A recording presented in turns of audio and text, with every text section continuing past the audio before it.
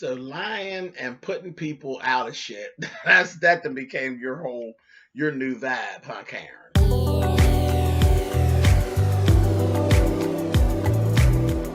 And I'm like, come on through, Cookie. I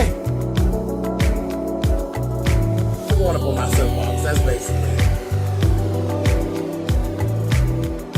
it. Let's talk about drag and all its forms.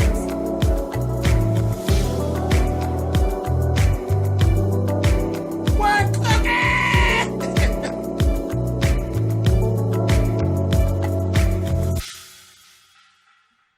Hey guys, thanks so much for clicking on the video. This is my review for Real Housewives of Potomac, and this is season 3, episode 12.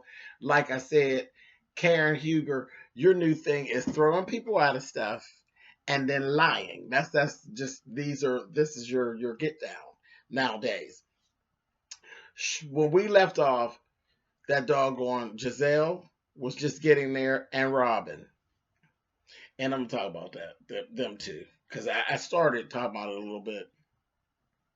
This whole battery in the back situation with Robyn, as it pertains to Giselle, is getting worse, and we can see it. And I think Robyn just doesn't see it, but it is bad. It's blatant and it's bad. But yeah, they get in there. They wanted to, confront Karen, say what they had to say, and let her have it at her party. Well, Karen wasn't going for it. She was not going for it at all. She was like, not hearing it. We want to talk to you right now. Well, no, this is not the time. That she's like, listen, get me security. I want these two out of here. Look at how they're dressed. They don't belong here. I said, oh, threw their asses out of there faster than they could say spit, honey. I said, oh my gosh. She had them escorted right on out. And then Cherise actually goes out. Cherise and Ashley come outside to kind of see what's going on. And Robyn kind of confronts Cherise a little bit, but it didn't go nowhere. Cherise basically just told their asses off, really, and was like, I'm not doing this with you all. You're stupid. Both of you are stupid. And this is why you're running around getting thrown out of shit. And the little boyfriend was still, let me take that back. The little date, Ray, with his cute little stuff, he's still standing there looking out of place, like he ain't got a business being there with her, but whatever. But yeah, it just didn't go anywhere. Ashley was just sitting there and just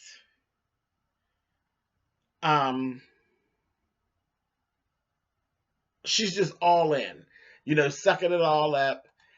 Ain't on nobody's side. She team Ashley. She's gathering the bullshit and laughing. Nobody pays attention to the fact that she's always starting shit, always carrying bones, and she's always sitting somewhere laughing and key-heeing.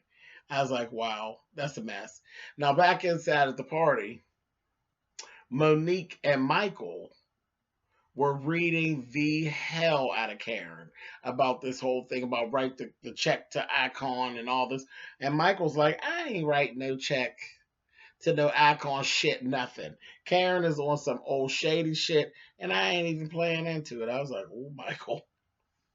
So Monique was getting that whole thing going, and people were laughing. I was like, And that was that. And he kept saying, Icon. Yeah, you're a con. I'm not doing that. Anyway, that's that. Chris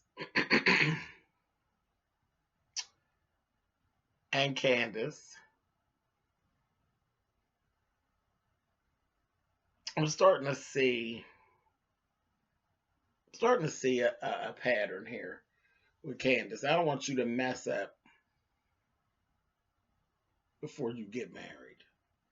But I'm not liking your behavior as it pertains to Chris all the time. I'm starting to notice you kind of talking down to Chris here and there, and that ain't cool. It's not cool. And then you needed to call your dad.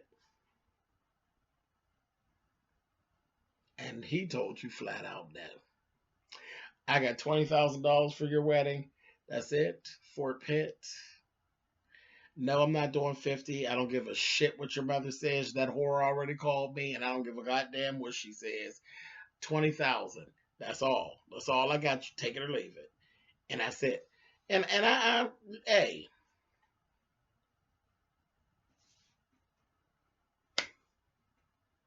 beggars can't be choosers. You begging, bitch, you came up with 20 G's. I think you did pretty good. Girl, go do you a GoFundMe or something. But just ridiculous. And I noticed she'll argue back with her mom or her dad, but whenever her mom and dad don't do what she want them to do, then she kind of takes it out on Chris. I don't like that. You will ruin your whole situation with that bullshit. So Giselle is actually planning on doing a booth at the CBC and launching her makeup line. And again, her and Robyn, just whenever we're seeing her and Robyn together, it's a clear twist and turn doll. Like you could see, I mean, she's literally telling in the last few episodes, we're seeing her telling Robyn what she wants her to say, how she wants her to react, and Robyn's just doing it. And I'm like, is she not picking up on this? Sad to watch it, just it's crazy. But the two of y'all together are getting to be a little aggravating. And this whole thing about these who came to the event and who didn't, it's getting so fucking old. Like it's getting old, and I'm just over it. I'm over it. Ashley talked to her uncle on the phone. That goddamn uncle told her, "Listen, Michael ain't trying to have no babies with you. Never was. You're a trophy wife. That's what you were. What he always wanted you for, a trophy wife. He ain't trying to have no babies with you. And that's that. He full of shit." And Ashley's acting like she never thought about that. Like, oh, I never would have thought that. Whatever, whatever. But he don't seem very interested. She need to either drop all that bullshit and go on with her marriage, or go on and get out of that marriage. Anyway, Ashley gets Robyn and Giselle together for a workout date. They went over and did Pilates, and they spoke about their little issues with Cherise and Karen and all of that. Same time, um, the rest of the girls get together to go and do some exercise as well. And oh, they actually invited Ashley to come to the CBC event too. But everybody's actually going to be there. While they were actually there, Cherise had actually called, and she had FaceTime Robyn, and Robyn kind of started trying to go in with Cherise, and Cherise was like, "No, we're not doing that. What we're going to do is, I was calling you so I could create a dinner date with you, and me and you could sit down and talk. We'll sit down and talk, and that'll be that. But I'm not going to talk to you over the phone." And she kept trying to go into it. She's like, "I said I'm not going to talk to you over the phone. We'll have dinner. I'll call you." Karen, Monique, and Candiace actually went, and they were doing exercise too at the same time. And they were talking about how the other ones got kicked out of the charity event. And, it was like, I'm laughing at Candiace. Candiace is still playing a very smart game here. She's kind of just chilling and just listening and paying attention and watching and seeing how everybody's moving, which is the best thing that she could be doing, sitting back watching. In the confessionals, Karen sat her ass up there, and they asked her how much money did the O Foundation give to Alzheimer. "I won't tell," and how much was donated, and I'll never tell. And then she said it was public information that people could look it up. Girl, nobody care that much. But you just a liar. You're a liar. You're a scammer. You're a conniver. And you're a bitch. And that is the character of Karen Huger. That's the character. That's the Crypt Keeper. That's what she gives. So, I don't need to fight and argue, girl. It just is what it is. It just is what it is. Now, Ashley and Candiace went out, and between sitting watching them and how they react, how they interact with each other, and see in the confessionals, Candiace has seen through Ashley. Candiace no longer trusts Ashley, and that's very smart. She's not trustworthy, and she is different when she's around uh, Giselle and Robyn than she is when she's not around them. So the thing is, I'm sorry, Candiace catches it and she sees it and she's like, I'm down with it. I ain't for the bullshit. I see her. And then she gave her some really good advice. She told Ashley, um, she said that stuff with you and Michael, that's kind of, you got to really get that together. You need to figure that out. Before time keeps going by. You got to figure that out. And then she, in return, gave her some good advice. Told her, listen, let me tell you something about the wedding. People remember your dress and how much fun they had. All this other shit that you're trying to waste money on, girl, it ain't important. And nobody even cares. Nobody even cares. It is what it is. But yeah, it's definitely hanging out there over Ashley's head that Michael's stringing her along as a trophy wife. Child is what it is. Let's talk about Cherise and Robyn when they actually sat down. And it's funny because they made up and they squashed their issue. And the thing that they have going on is that they both are on the same page when it pertains to Monique and her social climbing. Robyn called herself warning Cherise, but Cherise is like, I've already been looking at Monique strangely because all the way that she's social climbing and making friends with my friends and all. I'm like, this is so childish. Oh my God. It's so childish. It's called networking. It's called networking. And this is what you do for a friend. You know, if you have a friend and they have something to offer, something tangible, and then you actually have a network, you open your network to your friend or somebody that you're trying to help or someone you're mentoring. You open your communication with them. Like, what is this whole, oh no, they're my friends. Child, it's all petty. Petty. Ain't nobody got time for that. Anyway, foolishness. But then Cherise, I'm like, I don't know. I just got a feeling she's going to fall out with Monique. But we'll be watching. Karen and Monique and Kevin, which is Monique's brother, they were just chit-chatting about the other girls. They were getting ready to go to the CBC. But what I'm going to need for Kevin to get his ass and his foot off of the counter. Where in all the other scenes, we've always seen Monique and her family cooking on this counter. And now your brother got his old ass up on the counter and his foot. No, I don't want no sandwich, baby. I don't want nothing, thanks. Not nothing.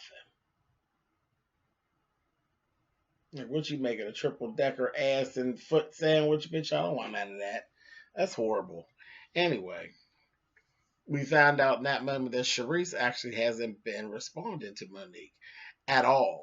She hasn't been answering her calls or returning her texts. I was like, oh boy, way to be petty.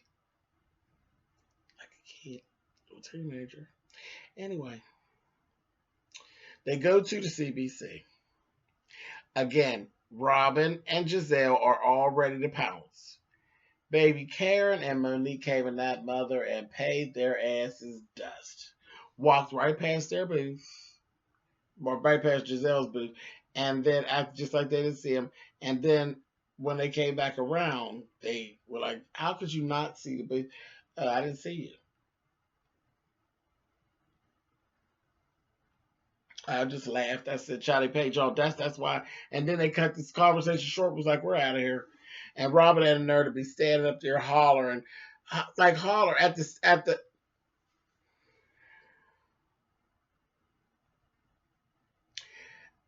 Congressional Black Caucus. You're there screaming out, liar, liar to Karen.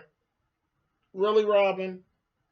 Really? You so classy? Not. Ridiculous. And the whole thing, Monique and Karen went on out the door. And my thing was, guess what? Y'all got all these ill feelings between y'all. This was the perfect time. The perfect time. that you ain't got to fuck with them no more. If you don't like them and you don't care for the way they do things, this is the perfect time. This whole little situation, you ain't got to deal with them no more. But y'all ain't going to do that because y'all enjoy arguing with each other. Y'all are stupid. So this is what they had going on. Last thing that was so interesting was an argument between Chris and Candiace. The shit finally hit the fan. We didn't see when the actual argument happened. We caught the aftermath.